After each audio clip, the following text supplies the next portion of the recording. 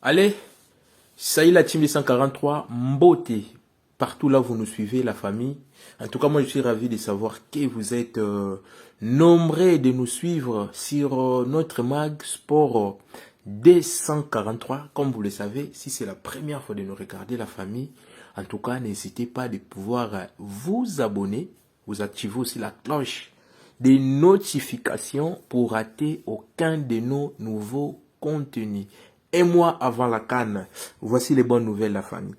La Confédération africaine de football, la CAF, a publié la liste des arbitres retenus pour un stage de préparation en prélude à la phase finale de la Coupe d'Afrique des Nations CAN prévue au Maroc en décembre prochain. Donc, écoutez la famille, parmi les sélectionnés figurent 3 arbitres congolais. Il s'agit de Jean-Jacques Ndala. C'est un habitué, c'est pas la première fois à participer à la CAN.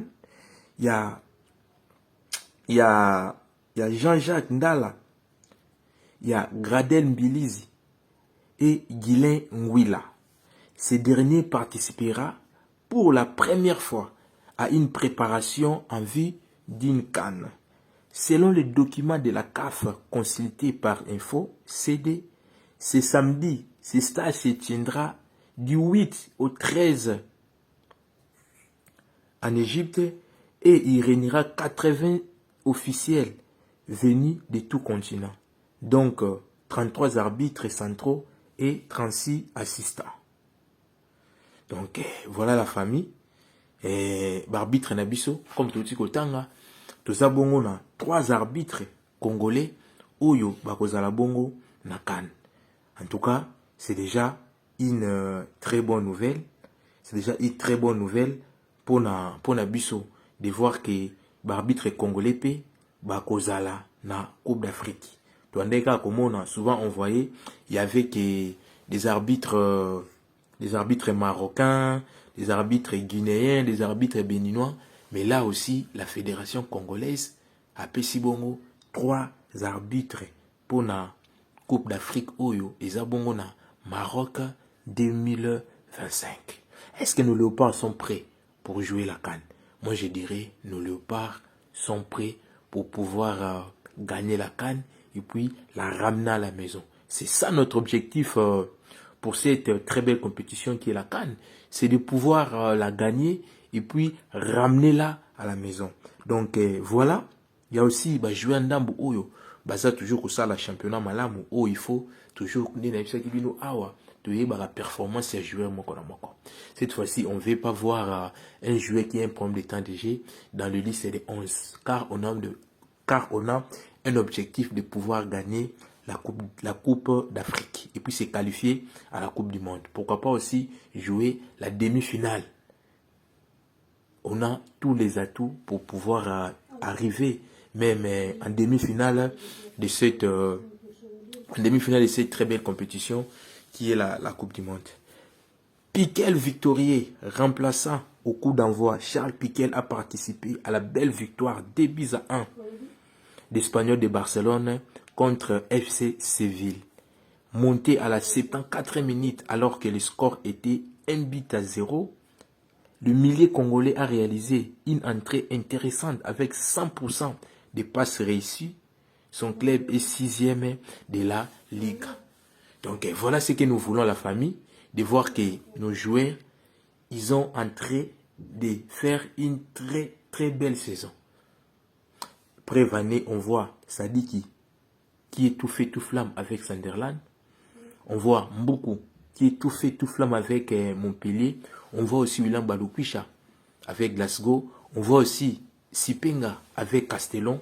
On voit aussi, sans oublier, Ngala El Moukaou avec l'OSC, Lille. Voilà les résultats. 1-0 face au Cameroun.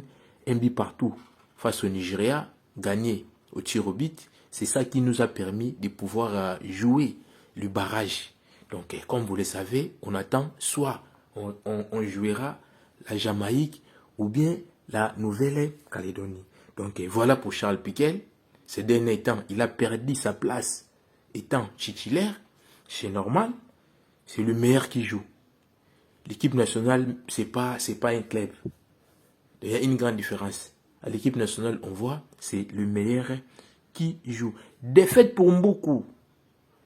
Là, c'était hier, soirée compliquée pour Nathanaël Mboukou, battu 2-0 contre Reims. Son club formateur en clôture des 15e journée de la Ligue D. L'international congolais a été remplacé à la 58e minute. La famille Mboukou, il a été formé à Reims. Donc même hier, Mboukou avait marqué le but. Je ne pense pas qu'il allait se régaler. Après avoir marqué le but, soit il danse, soit il crie.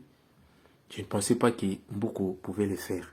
Donc malheureusement, hier ça tournait, hier ça a mal tourné. Ils ont perdu 2-0 face à son club formateur qui est Reims. Mais à savoir que Montpellier est 6e au classement avec 24 points. Il aura aussi l'occasion de se relancer lors de la prochaine à domicile contre Pau. Donc, cette semaine, ce week-end, Montpellier recevra Pau à la maison. Pourquoi pas aussi Montpellier va battre Pau, car l'objectif montpellierin est de pouvoir rentrer en Ligue 1. Rentrer en Ligue 1, ça c'est l'objectif majeur des Montpelliérains. Donc voilà pour Mboukou. On va voir cette semaine si Montpellier va pouvoir battre Pau.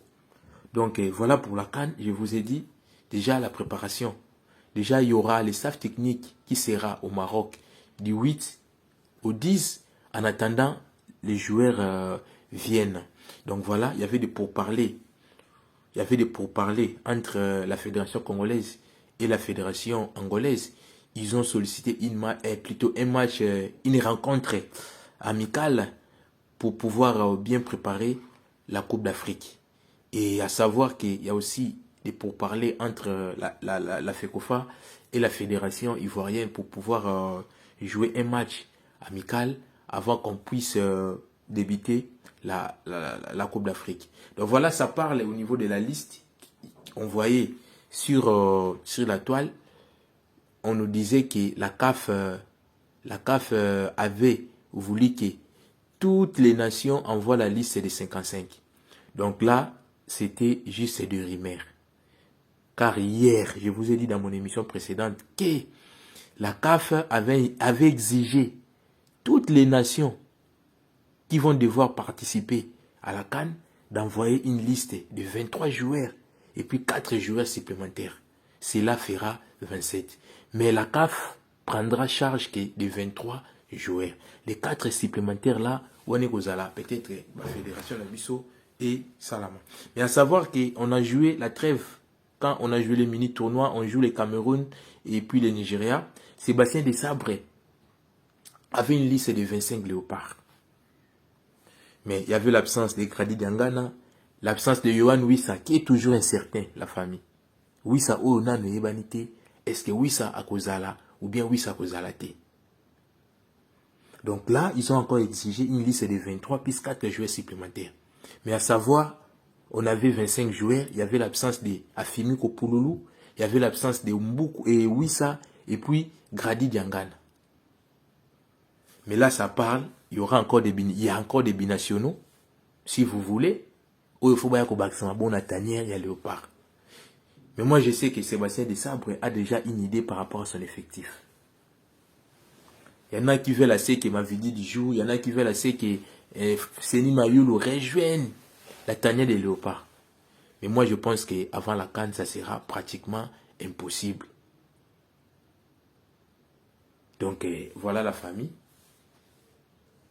Pour aujourd'hui, c'est ça que j'ai pour vous comme bonnes informations. Donc, restez branchés sur votre mag qui vous informe sportivement. On se retrouve prochainement pour un nouveau numéro. Bye, la famille Boutika Malam.